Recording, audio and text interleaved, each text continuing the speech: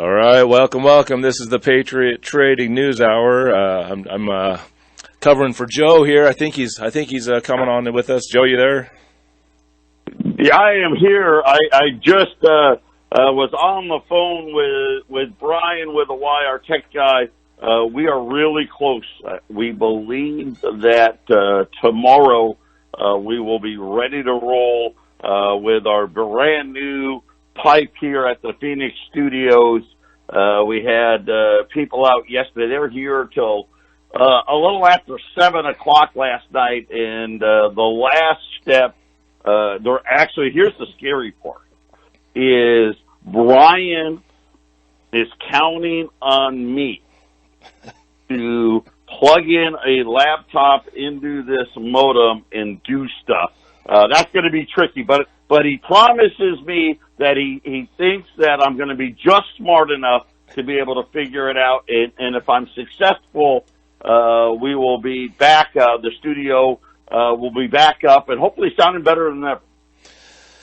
Well, that'll be good, Joe. That'll be good. You know, it's this radio business has been interesting since we've been having to learn all this stuff. So one thing at a time. And you know, the good thing is, Joe, is every time we've had difficulties, we learn new things on how to fix it. So when things do go wrong, we're a little better off, aren't we? Yeah, you're never too old to learn new things. And I think Jason and I, Brian as well, we can all attest to that. Talking on the radio in no way, shape, or form qualifies you to be able to, A, run a radio station, B, set up a studio, C, do any of the things that are involved in any of those other things. So it's been a great learning experience, but here's the good part anyway. In theory, hopefully I shouldn't have to touch this again for a number of years. I agree. I hope My you're fingers right. are crossed. I don't even believe it when I'm saying it to myself, but that's the hope. So, well, there'll always be the unplugging and the rebooting. It seems like yes. Well, my God, people don't understand. Jason and I, we are the king of unplug it, plug it back in. If that doesn't work, it's always the same answer. Let's call Brian. I don't know. I don't know what else to do. We've unplugged it. We plugged it back in. It didn't fix it. So Jason and I actually did that this morning. And we did it twice just to make sure that the first time maybe it was a fluke. Let's try it again. So anyway, it's actually good news. We're making progress. I will say this. It took how many guys did it take from Cox to get us here? The number was 4. Apparently it took 4 people, including the supervisor, to come out and actually figure out that, yes, a piece of tape was over the pipe. That was the big delay there. They couldn't quite figure it out. But nonetheless, they've got it done. Tomorrow we should be sounding great. Listen, it's Hump Day Wednesday. It is Fed Day. All of this build up, it's all baloney. It's all just show and tell to try to pretend that the Federal Reserve actually has any importance. Well, they have a lot of importance, but that they're trying to pretend they actually know what the hell they're doing. They don't. But here's what I'm going to tell you right now. Be ready for the big turnaround. Bad news. I've been warning you. I've been telling you gasoline is going to get more expensive. Right now, unleaded gas up about 15 cents. I'll say this: if we're right now we're about 360, 365 wholesale here in Arizona. That means retail gas prices are going to go back above 380, which is higher than what they've been. I think we got to about 370 here. And so everywhere else, you know, right now at about 20 cents a gallon. If we're right here again next week, we had oil inventory numbers out from the United States, and I'll just tell you, they were awful. The lowest level in history for distillates. That's your diesel, that's your jet fuel, unleaded gasoline down millions of barrels as well. And here's the problem. They're sending it, Jason. They're sending it all over to Europe, and there's just not enough of it today. The EU, now again, take it as a grain of salt, but they've announced that by the end of the year, they want to stop using Russian oil. And they use Russian oil, but really, mostly it's Russian natural gas. But even that, even if it's 1 million barrels a day, gas prices are going to get a lot more expensive. And really, I'm really worried about diesel. Diesel prices, I mean, we could see another 50 cents, $1 a gallon, and that's assuming nothing goes wrong. And, oh, by the way, how much longer until China reopens? When China reopens, add another 50 cents, $1 a gallon, Jason. Yeah, diesel, that's not going to help the inflation at all. That's going to make it much, much worse. I mean, you have to ship everything with trucks. So if anyone's hoping for the inflation to top off, or so to speak, Joe, I'm starting to think that the next month's number coming up here will be a bigger number now. I don't think it'll hold 85. Well, you see, these are going to go to the following month. We may get a 1-month reprieve. And all these clowns out there telling you inflation is peaked, they're just clueless. By the way, natural gas, we talked about it yesterday, up again today, now approaching $8.50. Crude oil, on the crude oil inventory numbers, up $4. Like I told you, unleaded gas futures right now, $3.62 on the wholesale side. Everything else is down. Gold's down $3. Silver's down a little bit. The Dow, the S&P, the NASDAQ are down a little bit. 800-951-0592, Patriot Radio News Hour. And, yeah, I was just talking right through the break there. But again, when we're watching this, there's no reprieve here. There's no reprieve in inflation. The only break we caught was China closing, right? When China closes, 400 may actually now be 500 million people not allowed to go to work every day. They're consuming some less energy. We caught a little bit of a break. Gas here in Arizona, gas really didn't move. If it went down, maybe 10 cents, maybe. But now that's gone. And again, I hate to see when China comes back online, what we're going to be facing. Obviously, we know about October, what's coming there. I just love this game they've been playing for the last week. Listen, how long have we known that the Fed was going to hike 50 basis points today? How long? What, a couple of months? And they're acting like, oh my gosh, holy cow! Right? It's just all make-believe. These paper guys, here's the best thing that's going to happen is after tomorrow, we got to pay attention, because tomorrow we got to talk about it. But, let's just say by Monday of next week, we'll actually go back to focusing in on the actual data, which is really what's going to drive gold and silver prices back up, especially with what happened with the inventory reports. 39 straight weeks now we've drawn out of our strategic oil reserves. There's no let up in sight. Like I said, distillate inventories, and this is saying something, at all-time record lows. And again, Jason, there's only one way to fix it: demand destruction, and it's got to be huge demand destruction. Right now, when we look at demand here in the United States, we're like, it's a close to average, maybe a little bit below average, but I mean, we got to see huge demand destruction before we're going to see any leveling of prices out there. A lot of people now, and you got to be careful. You got to really see things for what they are. I will say, Jeffrey Gundlach was out. He did. We got it up, his video up on allamericangold.com. He said that there are recession signals. He doesn't think we'll officially get into it in 2022. He's not sure. He said we may get lucky, and it may not be official, Jason, till 2023. And he said the reason being, hey, listen, the year's already a third over, but we'll see. I don't know. The fact of the matter is that whether it happens in 2022 or 2023, I think it'll just be semantics, because I think come October, we're going to see a major shift in the outlook in the economy. I think we're going to hear the Fed start talking about, we've gone too far and all these other things, and we're going to really get huge action. ADP, because it's the first week of the month, ADP had jobs out, Jason. Not a great number, but it's ADP, so you don't know. But only 247,000 jobs created according to ADP. And, of course, there's 11 million jobs out there. Listen, if you want to slice meat at the deli counter or get somebody's French fries, there's a job for you, Jason. But most of these jobs that are out there, they're not good jobs.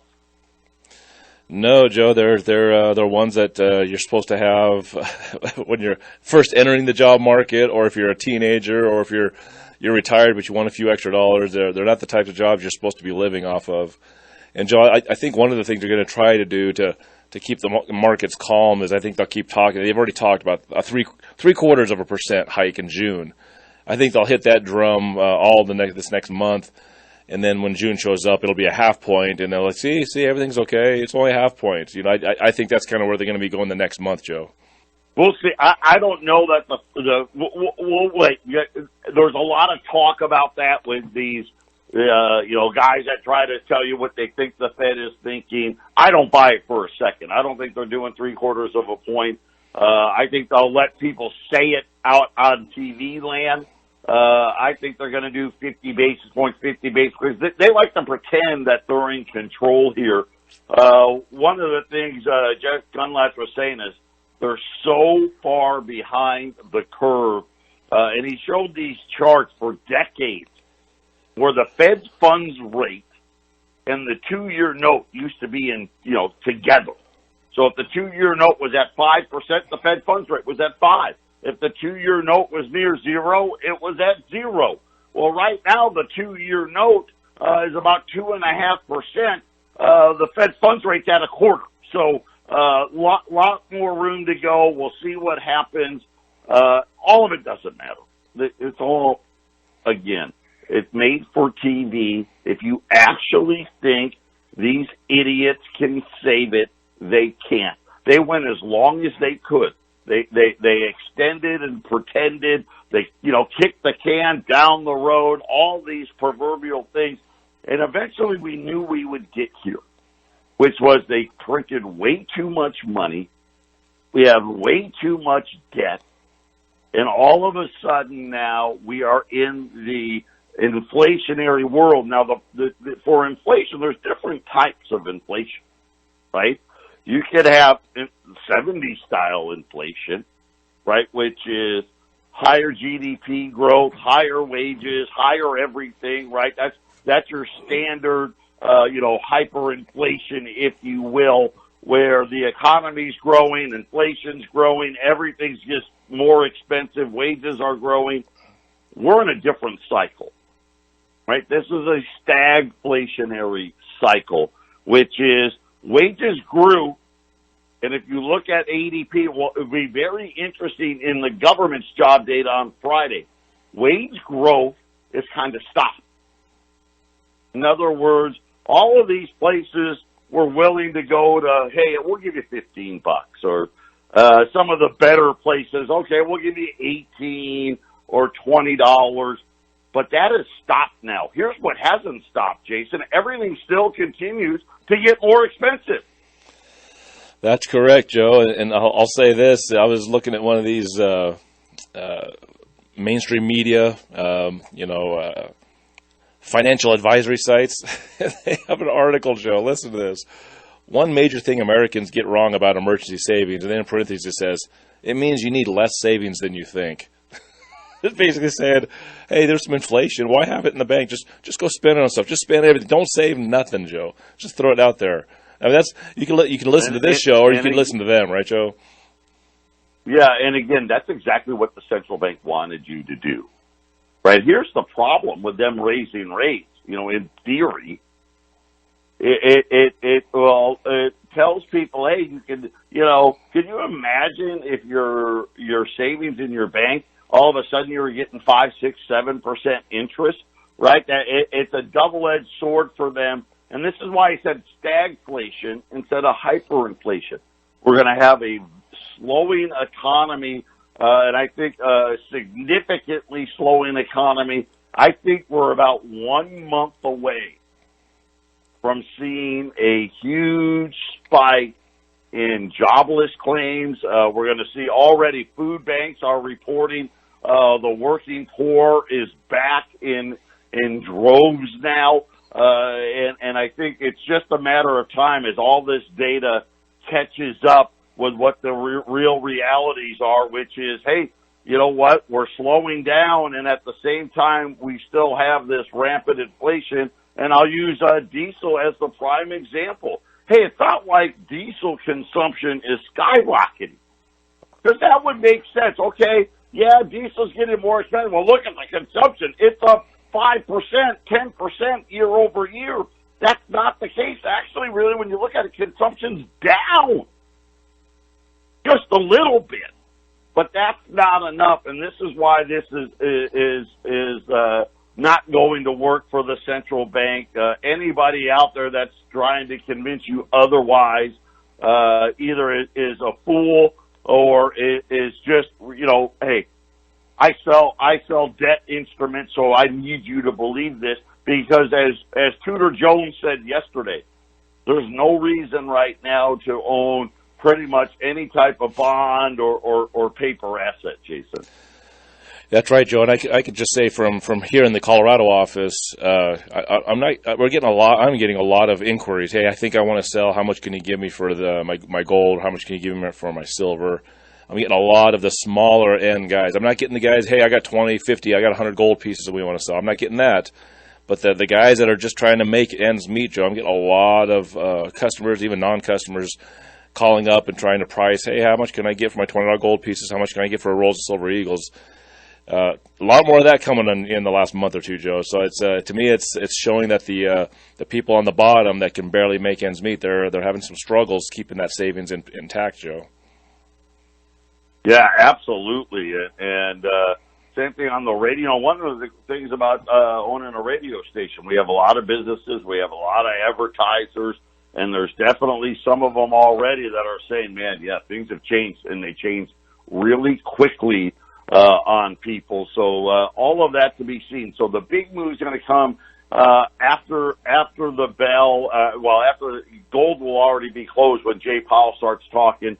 We'll get the Wall Street reaction to it, and then, of course, we'll talk about it tomorrow. But I think this is the beginning of the end of what I'm going to say is the good news, which is, hey, maybe, and somebody said, maybe inflation peaked. It didn't. It hasn't peaked. It's actually getting ready to take another step forward between natural gas. Now, it was one thing, we had crude oil really running. Now natural gas is really running. So now we've got both major forms of energy running together, and that's just a recipe, really that's going to put small businesses on the brink. When we get back, we will talk about the latest small business survey.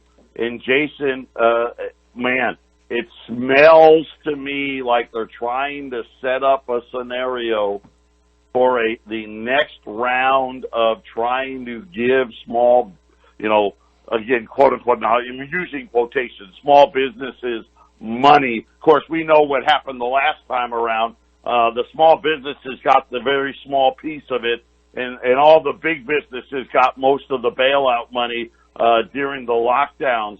But there was a report out about businesses paying rent.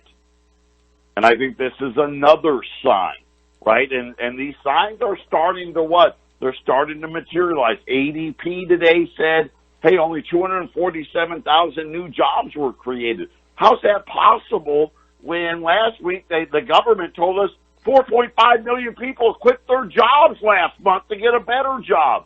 And again, so a very interesting dynamic here. I think the two realities are kind of crashing into each other.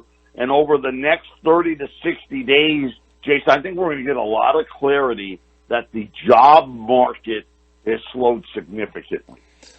I think you're right, Joe, and I think small businesses towards the end of this year and early next year, I think you're going to see a lot of local places just gone. I think you're going to see a huge uptick in closures of businesses, Joe, because that's where all this is headed. It's some sort of a major shift within the next year, Joe, and on top of that, we talk about October, and the geopolitical landscape can get worse, that'll be the cover story, right, Joe? If things are economically bad, that's because China this or Russia that, right? I think that's where we're headed. Yeah. So we'll give you all that data because we're coming up here on the break, and then a note out from Goldman Sachs. You always got to pay attention to Goldman because they're within the total government system about the dollar, and it's just like we've been telling you. We got all that and more coming right up. Patriot Radio News Hour. Don't touch that dial. 800-951-0592, Patriot Radio News Hour. The Dow is down 100 points, and Nasdaq down 200 points. All you Uber and Lyft stockholders, sorry about that. Woo, man, I want to say it was Lyft down 30% today. The S&P's down 22, gold's down 3, silver's down 20 cents. By the way, BU Kennedy Half. Man, we sold so many of them, but here's the great. We had a lot of them. We've got about 100 rolls left. We were limiting the quarter bags because we wanted the people that didn't want onesie twosies to be without. So right now, whatever you want to get till we're out of them, BU Kennedy half rolls. We are the cheapest in the country. The cheapest I saw, I went looking all day today. I tried to find anyone who would have any in stock. Saw some on eBay at $400 a roll. Almost every major dealer in the country list them as out of stock. They're $275. If you buy a quarter bag, that's 25 rolls. We take it down to $270 or $67.50. So we've got, like I said, either don't quite have 4 quarter bags left. Of course, if you buy the individual rolls, less. But whenever you call, if there's a quarter bag available, we'll give it to you. If not, you'll have those individual rolls. And again, these are something where we're just don't have the time to do it, but you could easily buy them from us, turn around, put them on eBay, and make some money, Jason. That's exactly right, Joe. These are really super nice coins. We got them priced essentially at the same price as silver half dollars, which have been a little harder to get anyways. They're a little more expensive as people gobble up the silver eagles and they gobble up the old silver dollars. Then they start gobbling up the half dollars, and usually the half dollars have a little bit higher premium than the quarters and dimes, but it's been a little more lately. So this is a great way to get something better. Great point, Jason. Right now, half dollar is $270 a roll, so you get a BU quality for $5. That's nothing. 800-951-0592. The gold side, listen. Gold did what silver's been doing. A price went down, we don't care. So what? The physical markets are what they are. So the gold side of things, it's just tight. Put them away. Even right now, $20 gold's at $22.35. And like I said, it could be as early as today. I think by Monday we're going to go back and start going now that, because they build this Fed thing up. It's ridiculous. We've known for months. And like Jason's point, really, we're going to get excited whether they're going to go half a point or 3/4 of a point at the next meeting. We shouldn't even be at the next meeting. We should be going a whole point. We should probably really be going 2 or 3 points today, but they don't actually want to fight it. I think the Fed loves the fact that they're talking about 3/4 of a point because maybe it will slow the economy just enough that they don't have to raise rates, because they know the more they raise rates, the sooner everything's going to fall apart. Speaking of small retail businesses, 34%. Think about this. 34% of small retail businesses did not make their rent payments for the month of April. 46% of small businesses said their rent was higher than 6 months ago. The trouble across all industries, they said New Jersey, Illinois, Maryland had the largest shares that couldn't pay. New York and Texas did see a small improvement in people's ability to pay, but overall up 6 more percentage point in a month of small businesses not being able to pay the rent. And again, and the fact of the matter is, I think they're facing the same thing people out there that are looking for shelter are facing, which is the rents keep going up. Yeah, Joe, a lot of businesses I've talked to actually recently are talking of their fear of the leases ending.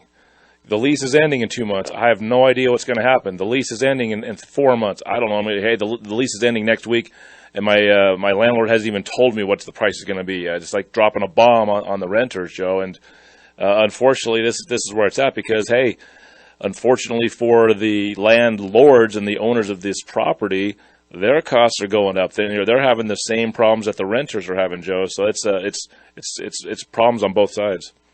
Yeah, and it's really getting worrisome here. We'll watch all of this play out. Listen, all the headwinds are here.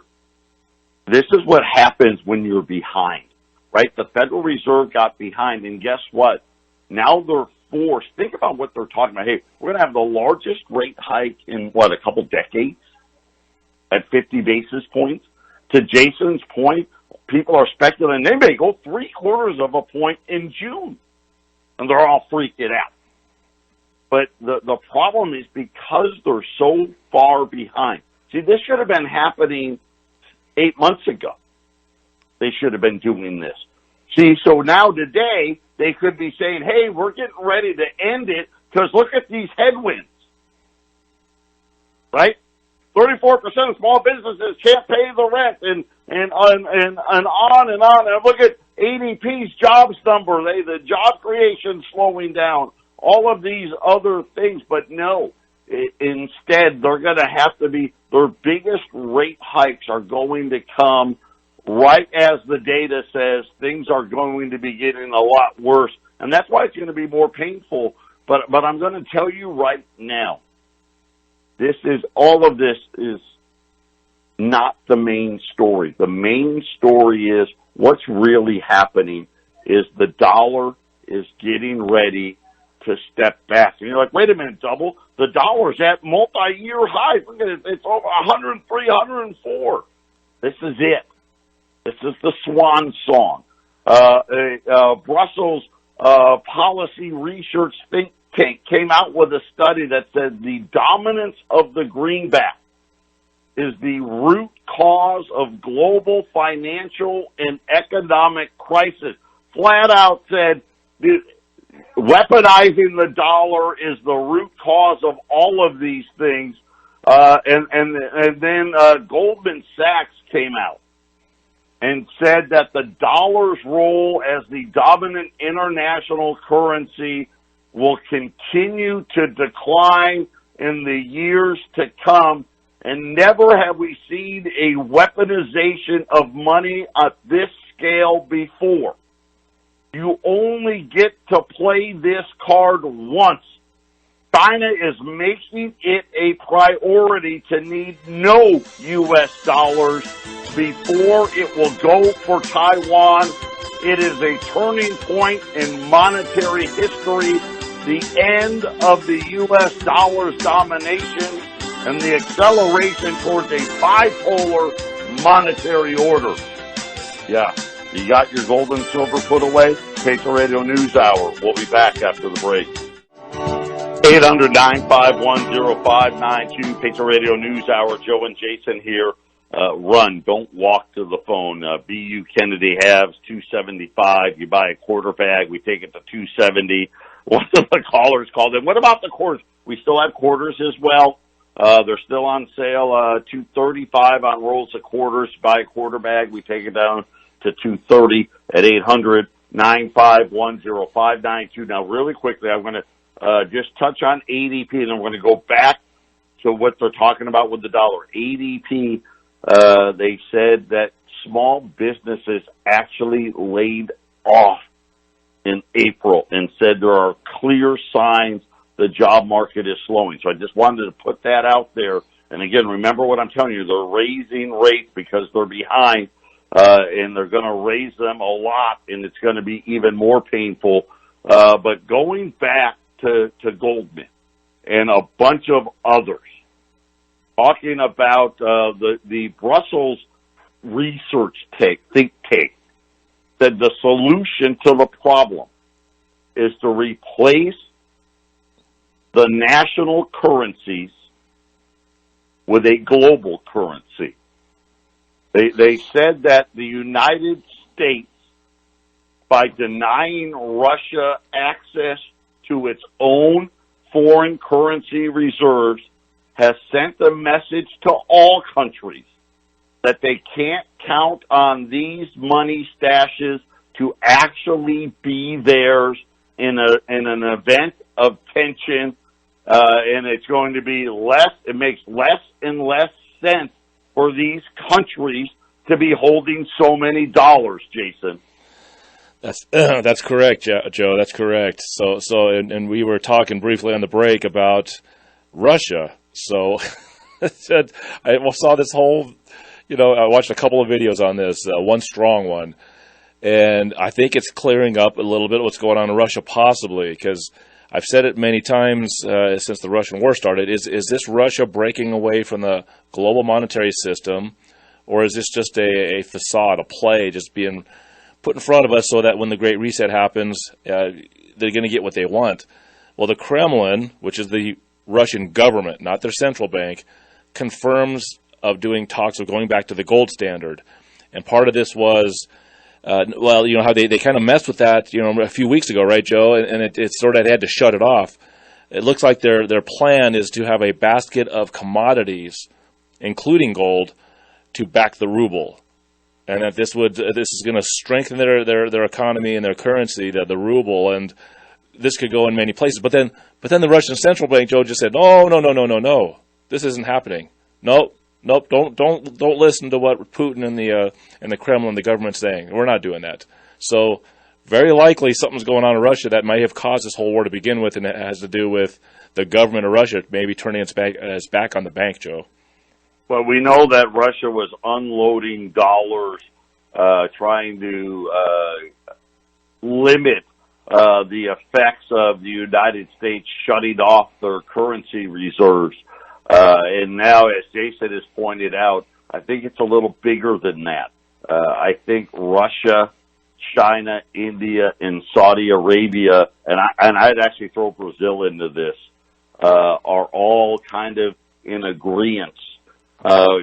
People don't realize, we always have had a love-hate relationship with the Middle Eastern countries, but Saudi Arabia wants nothing to do with us anymore. They're very upset about the fact that we weren't willing to provide all the, look at what we're doing with Ukraine, and this has made Saudi Arabia even angrier. Wait a minute, you're going to give Ukraine all these weapons. We've got, the terrorists attacking our nation, and you're not helping us. And I think they're all moving in lockstep, if you will, to try to limit the United States and the dollar, weaponizing the dollar. It just makes Joe, sense. I think you're exactly right. So you brought up Saudi Arabia. I played on Faking the Truth yesterday. Brian and myself, we were doing the show, and I played a Glenn Beck piece, a little different than the one we played, but it was back in January when the Levy Institute's FOIA request came to light in January. Remember, 1 month before the war starts.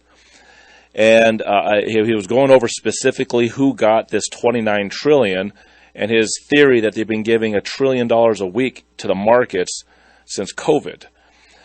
And when you look at the list of countries that was getting the freebies, Joe, it was Japan got a huge one.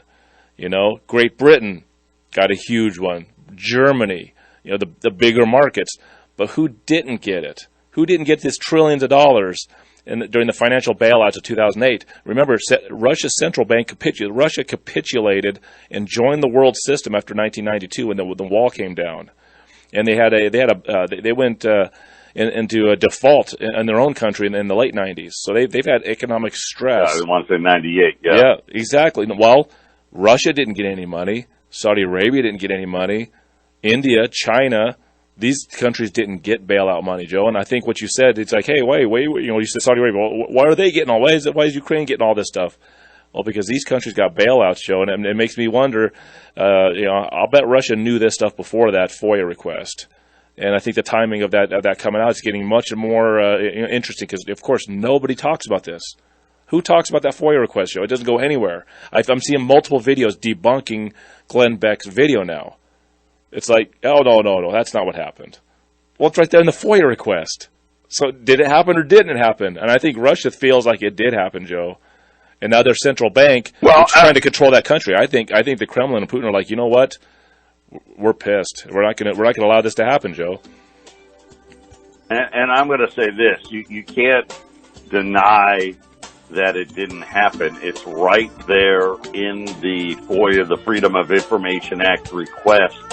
That without the knowledge of the American public, the central bank was bailing out markets and bailing out countries, and trying to cover it up. And it's just that simple, right? Trying to say, hey, here's who the winners are and here's who the losers are. Well, guess what? The losers, they're starting to rise up. Take the Radio News Hour. We'll be back after the break. 800-951-0592, the last of the BU Kennedys, $275 a roll. If you buy a quarter bag or more, $270. And of course, we're all waiting. And again, I call it the land of make believe, and the central bank and Jay Powell and his cronies about interest rates and inflation, and everybody and their mother knows they're so far behind the curve. And now, Jason, the economic data is starting to turn, but those aren't BUs. Those are the non-BUs. Sorry, Connie was handing me a note. So someone said, hey, online they're saying 270. Yes, the non-BU half dollars are 270 a roll. If you want BUs, 275 at 800-951-0592. But Jason, the economic data starting to turn. And here's the bad part. It looks like energy now is getting ready to take that next leg up, just like I've been warning about. Exactly, that's exactly right, Joe. So we'll see if there's any ramifications from this first 50 basis point hike today when we get on the air tomorrow, and I guess we'll just go from there, Joe, because it's going to be day by day, right? Yes.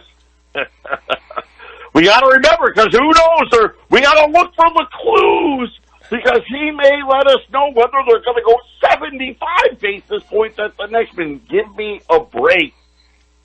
It makes no difference, 50 basis points or 75. Doesn't matter.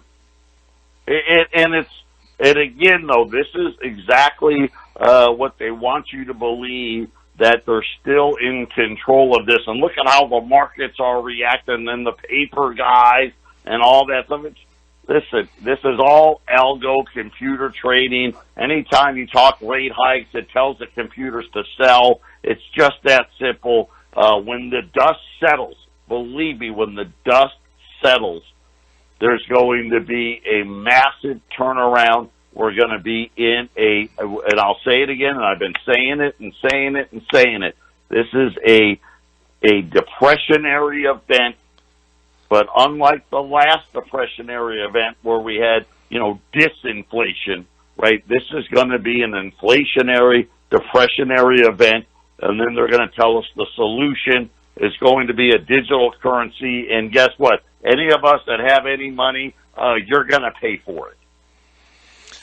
That's right, Joe. That's right. And I'm going to say this Russian thing, Joe. I'm going to keep a tight watch on this, man, because now I'm starting to understand why the Pentagon said this war needs to be 10 to 20 years. I think they're going to have to replace the entire Russian head of government. I think at the end of this thing, Putin's not going to be there, Joe. I think they got to replace any of his entrenched loyal followers, and that could be really intense if this is what's actually happening, Joe. So we could see geopolitics get really crazy by October.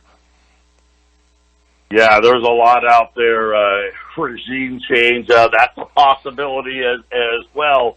I'll say this, though. People doubted Putin's word. I would not doubt his word.